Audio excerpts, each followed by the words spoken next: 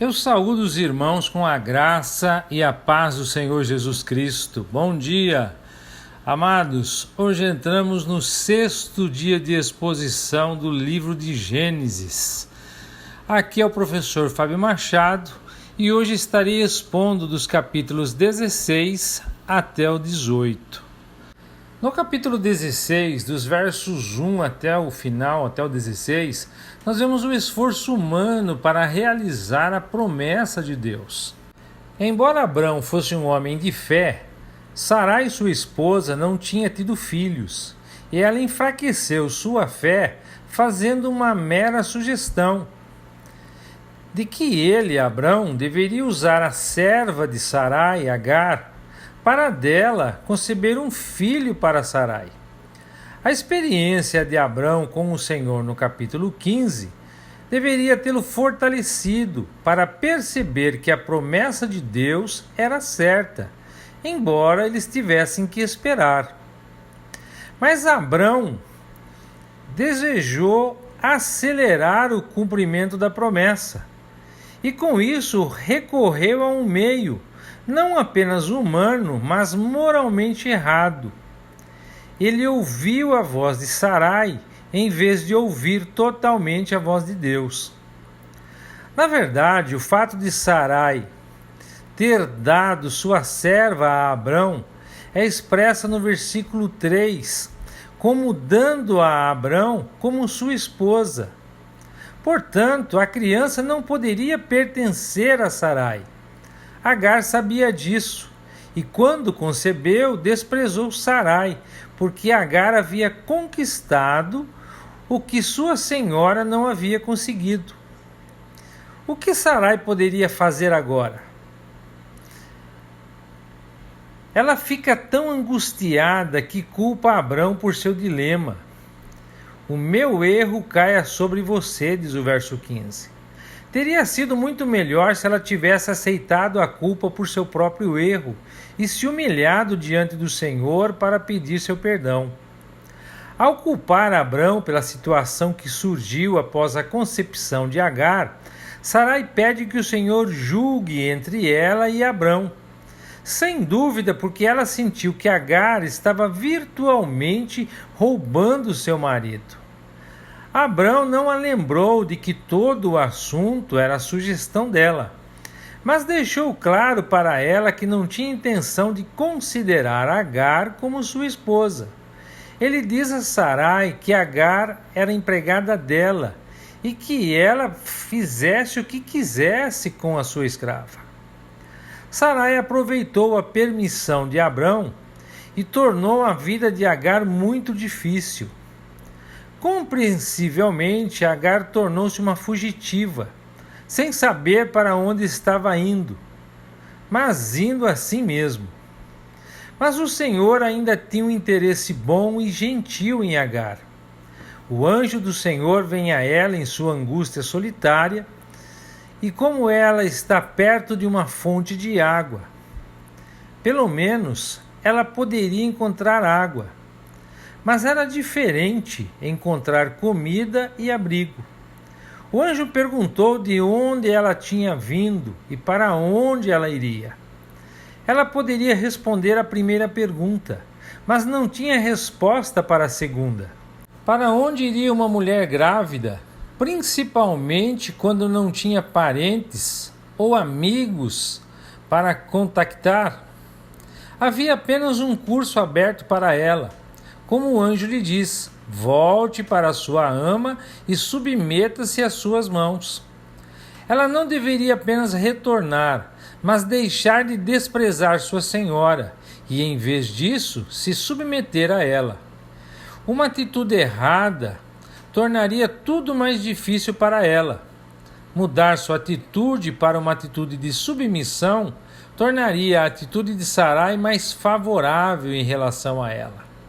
Então Agar, embora uma escrava, recebeu a promessa de que o Senhor multiplicaria seus descendentes de forma tão grande que seriam mais do que poderiam ser contados. E isso é verdade. Todos os membros da família de Ismael, de ascendência árabe, que já viveram e estão vivendo até hoje, não poderiam ser contados. Nesses versículos onde o anjo do Senhor é mencionado, versos 7, 9 e 10, o anjo é claramente o próprio Senhor, pois é ele quem multiplica a posteridade de Abrão. Embora Agar não fosse a mãe do filho prometido de Deus a Abrão, o Senhor está interessado nela e preocupado com ela e com seu filho esperado. Ele diz a ela que ela deve chamar a criança de Ismael, que significa Deus ouvirá ou Deus ouviu. No entanto, o caráter do menino seria consistente com o fato de ele nascer de uma união de pais contrários, sendo um pai um homem livre, mas a mãe uma escrava. Ismael seria figurativamente um burro selvagem, obstinado e rebelde, diz o verso 12. Ele seria contencioso, sua mão contra todos os outros homens, e é claro que eles seriam, portanto, contra ele também. Essa tem sido uma das características dos árabes contra Israel. Abrão aprendeu com a experiência, e toda essa história nos ensina que uma união errada leva a muitos problemas e tristeza. Adicionado a isto, está a declaração interessante. Ele habitará na presença de todos os seus irmãos, ou na fronteira de seus irmãos. Este é um contraste intencional com seu pai Abrão, que tinha o hábito de morar na presença de Deus. O capítulo 25, verso 18, também nos diz que Ismael morreu na presença de todos os seus irmãos. A legalidade sempre dá mais importância ao povo e às opiniões do povo do que a Deus e sua palavra. Mas Agar ficou tão impressionada com a intervenção de Deus que o chamou de o Deus que vê. Pois, acrescenta ela, eu também vi aquele que me vê. Não que ela tivesse visto Deus pessoalmente, mas o reconheceu nas palavras que ele havia falado com ela. Ninguém pode mais ser o mesmo depois de ter uma entrevista com o Senhor da Glória. A questão do local do poço parece diferir que ela estava em um bom lugar, pois normalmente fala de refrigério. E este lugar foi chamado de Beer Lahai Roi, que significa o poço daquele que me vê. O nascimento de Ismael está registrado no verso 15. Ele é chamado de filho de Abrão, não de Sarai.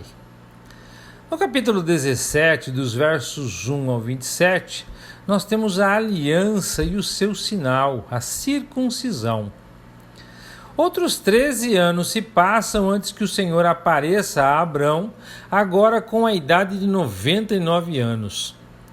No capítulo 15, verso 1, ele disse a Abrão: eu sou o teu escudo, a tua recompensa extremamente grande. Agora ele lhe diz: eu sou o Deus Todo-Poderoso. Ele não enfatiza o fato de seu cuidado protetor e fiel por Abrão, como fez anteriormente, mas o fato de seu próprio grande poder. Com base nisso, ele disse a Abrão para andar diante dele e ser perfeito ou irrepreensível. Além disso, porque ele sabia que a fé de Abrão precisava ser fortalecida, ele confirma o que disse a Abrão antes: eu farei meu pacto entre mim e você, e te multiplicarei sobremaneira, verso 2. Desta vez, Abrão está mais pronto para ouvir do que questionar. Ele caiu de cara no chão, dando a devida homenagem ao seu grande Criador, e nesta atitude está preparado para uma nova comunicação de Deus. Deus diz a ele que sua aliança é com ele. Desta forma, Deus escolheu um homem para ser um tipo de si mesmo, pois Abrão seria o pai de uma multidão de nações. Isso vai além da promessa da multiplicação dos descendentes de Abrão.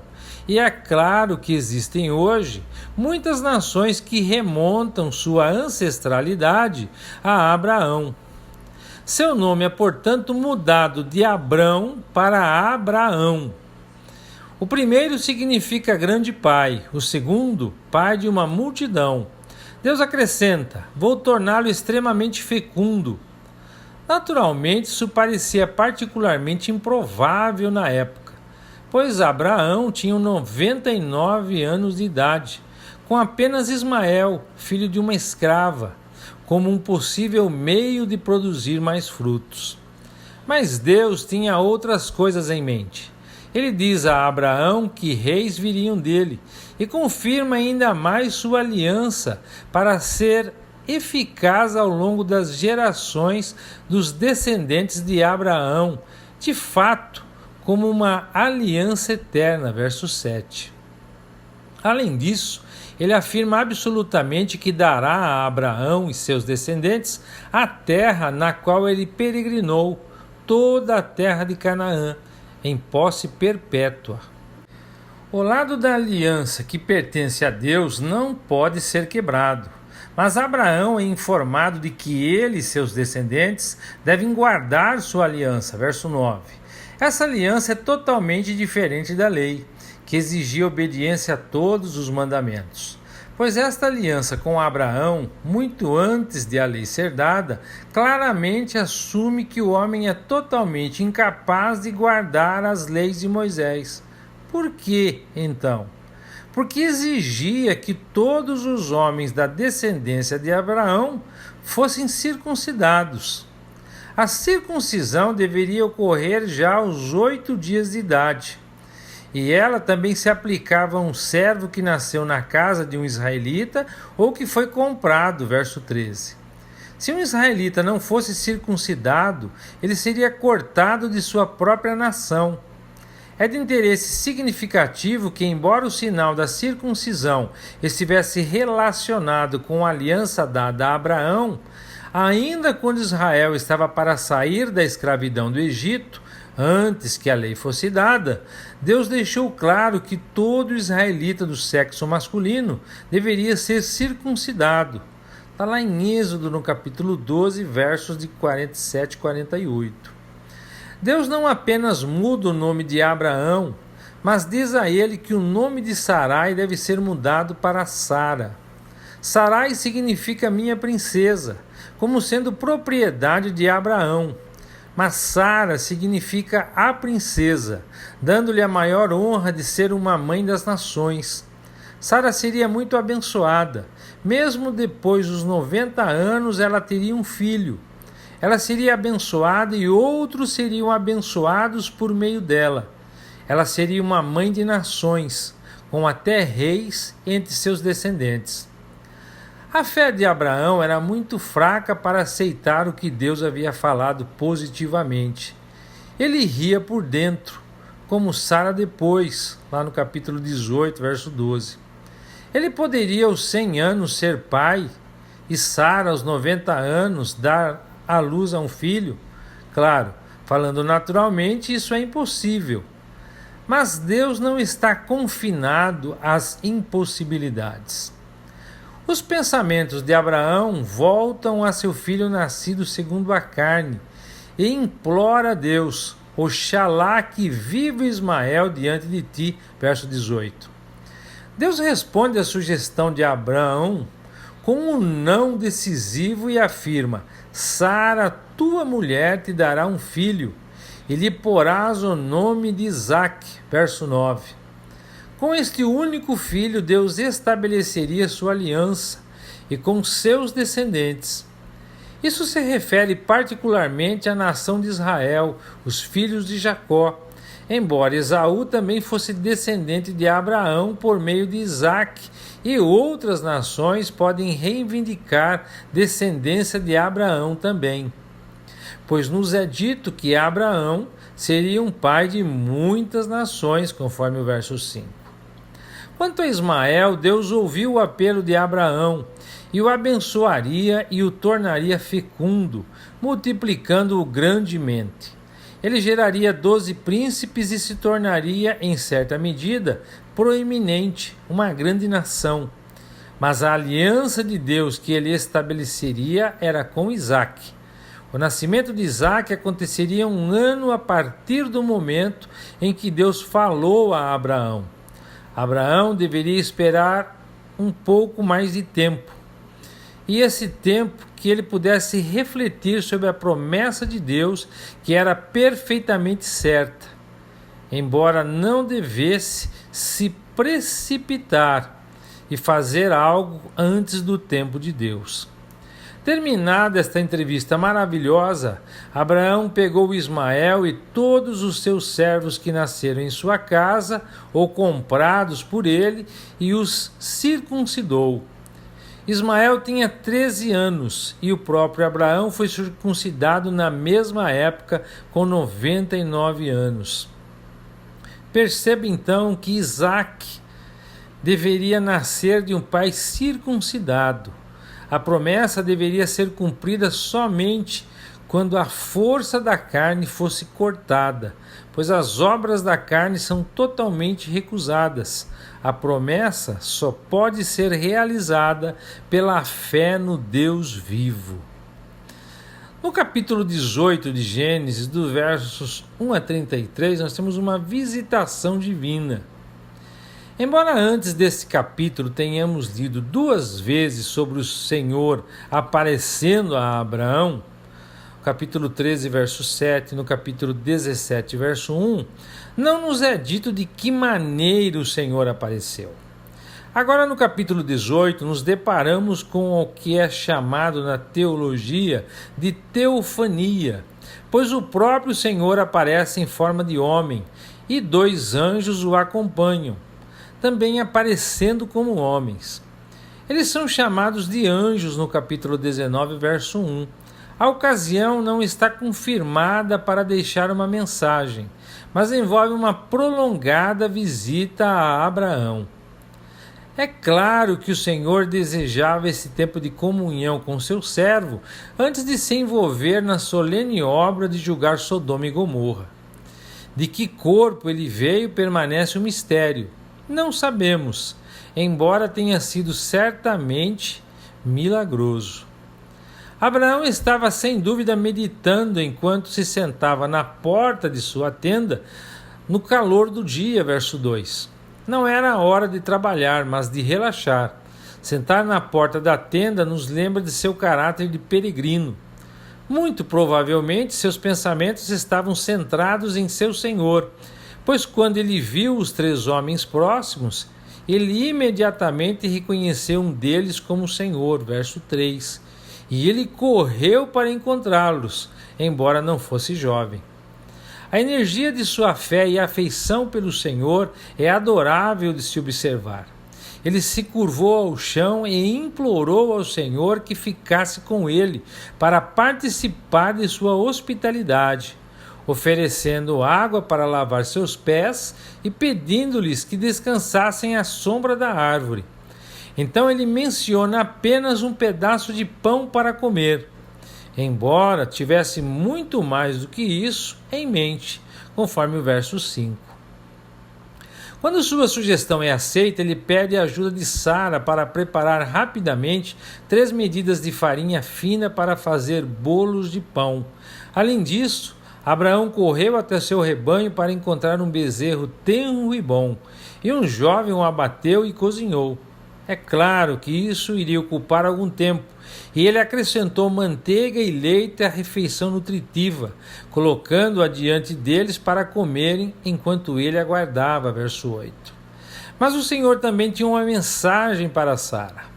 Ele pergunta a Abraão onde ela estava, o que certamente pretende chamar a atenção de Sara, principalmente quando o nome dela é citado, verso 9. Portanto, ela entendeu bem o que o Senhor disse a Abraão. Certamente voltarei para ti segundo o tempo da tua vida, e eis que Sara, tua mulher, terá um filho. Verso 19. No entanto, Sara não parou para pensar sobre quem estava falando dessa maneira incomum. Ela só pensava no fato de que Abraão e ela eram muito velhos e já haviam passado da idade de ter filhos. Ela riu por dentro, verso 12. em total descrença, e suas palavras silenciosas estão para sempre gravadas na palavra de Deus. O Senhor, portanto, perguntou a Abraão por que Sara ria, questionando a verdade do que ele havia dito sobre ela. Então ele tem uma pergunta para ela que ela deve enfrentar diretamente. Alguma coisa é muito difícil para o Senhor, verso 14, para que repita o que disse, e nem o mais leve questionamento disso pode ser permitido. Sara terá um filho. Sara não mostrou novamente sua descrença, mas negou que havia rido. Ela pode ter desejado dizer que não riu audivelmente, mas o Senhor insistiu. Não, você riu, verso 15. O Senhor deu a última palavra e, sem dúvida, essa ocasião foi o ponto de inflexão para Sara, pois nós lemos lá em Hebreus capítulo 11, verso 11, que pela fé a própria Sara recebeu força para conceber uma semente, e ela deu à luz um filho quando já era mais velha, porque ela julgou fiel aquele que havia prometido. Abraão teve, portanto, o maravilhoso privilégio de ministrar consolo ao Senhor e aos 2 anjos enquanto eles estavam a caminho para fazer a dolorosa obra de julgar Sodoma e Gomorra. Depois da experiência revigorante e consoladora do Senhor com Abraão, há uma obra solene e terrível a ser feita. Os homens se levantam de sua refeição saborosa e olham para Sodoma. Abraão, não percebendo seu propósito, os acompanha à distância, verso 16. Então o Senhor falou, evidentemente, aos 2 anjos: devo esconder de Abraão o que faço, visto que Abraão certamente se tornará uma grande e poderosa nação, e todas as nações da terra serão abençoadas nele? Pois eu conheço-o, a fim de que ele possa ordenar a seus filhos e sua família depois dele que guardem o caminho do Senhor para praticarem retidão e justiça, para que o Senhor possa levar a Abraão o que ele falou com ele. É um princípio maravilhoso que o Senhor afirma aqui. Seus próprios propósitos futuros não devem ser ocultados do homem de fé. Visto que o Senhor sabe que Abraão é um homem de caráter sólido e confiável, ele revelará a ele seus pensamentos quanto ao futuro. Na verdade, ele já havia dito a Abraão que ele seria o pai de uma grande e poderosa nação, e que nele todas as nações da terra seriam abençoadas. Mas Deus não pensa apenas em bênçãos futuras para aqueles que confiam nele. Ele revelará a eles também um outro lado da verdade, mais solene e terrível. Ele deve punir a rebelião dos malfeitores. Isso é tão fielmente registrado na palavra de Deus quanto a bênção dos piedosos. Ele fala a Abraão, portanto, do pecado de Sodoma e Gomorra. O clamor da cidade estava se tornando tão alarmante, o seu pecado tão grave, que ele desceria para investigar completamente sua condição. Verso 21. É claro que o Senhor conhecia cada detentor da maldade dessas cidades, mas ele sempre é lento para julgar, até que seja demonstrado que a maldade está além de qualquer remédio. O Senhor, pessoalmente, porém, permaneceu com Abraão para dar-lhe a oportunidade de interceder, enquanto os outros 2 partiram e foram em direção a Sodoma, claramente como sendo representantes do Senhor, verso 22. Agora, enquanto Abraão implora ao Senhor, sabemos que ele tem Ló especialmente em mente. No entanto, ele evidentemente não conseguia pensar que Ló poderia ser a única pessoa justa em Sodoma. O Senhor havia mencionado Sodoma e Gomorra, verso 20, mas na intercessão de Abraão, apenas Sodoma é considerada, verso 26. Ele começa perguntando se Deus destruiria os justos com os iníquos. E as perguntas, se apenas 50 justos estivessem nas cidades, todos seriam destruídos? Ele não consegue imaginar o juiz de toda a terra fazendo os justos sofrerem junto com os ímpios, pois certamente o juiz fará aquilo que é correto, aquilo que é certo. Versos de 23 a 25. O Senhor dá a Abraão plena certeza de que ele não destruiria a cidade se encontrasse 50 justos ali. Quando Abraão reduziu o número para 45, verso 28, ele assume o lugar humilde de reconhecer que ele é apenas uma criatura de pó falando ao seu Criador infinitamente grande. Mas ele pede por confiança no Deus vivo. Mais uma vez, Deus dá a sua palavra de que ele não destruiria a cidade se 45 justos fossem encontrados ali. Então Abraão reduz o número para 40 e recebe a mesma graciosa garantia de que a cidade seria poupada por causa dos 40. E para 30, e ainda mais baixo para 20 e finalmente para 10, verso 32.